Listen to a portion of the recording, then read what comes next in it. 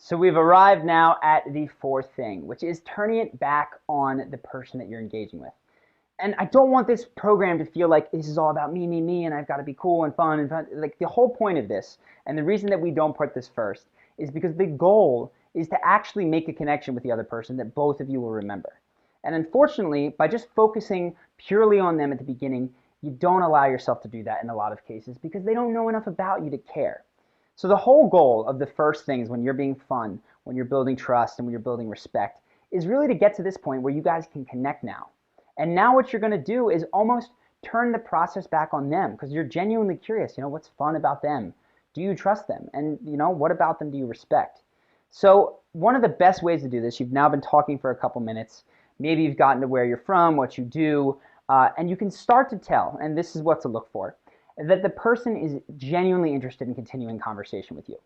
When there's a pause, they ask another question. Or as you're telling where are you from, they follow up with more things. They say, that's interesting. You watch their eye contact move potentially at the beginning of the conversation to distracted to more locked on you as you speak, and they're sort of nodding along with you.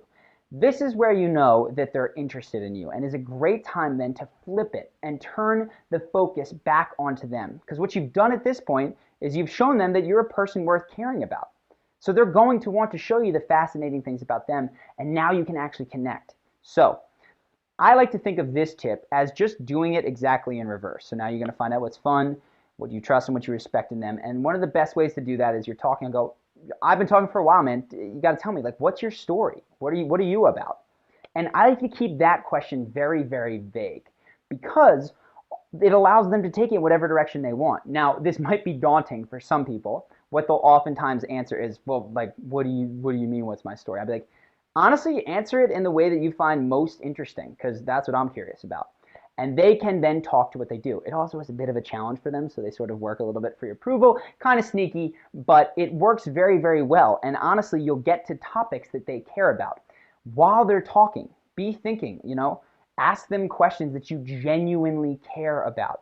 Do not just say, oh, that's so cool, that's so fascinating, travel, wow.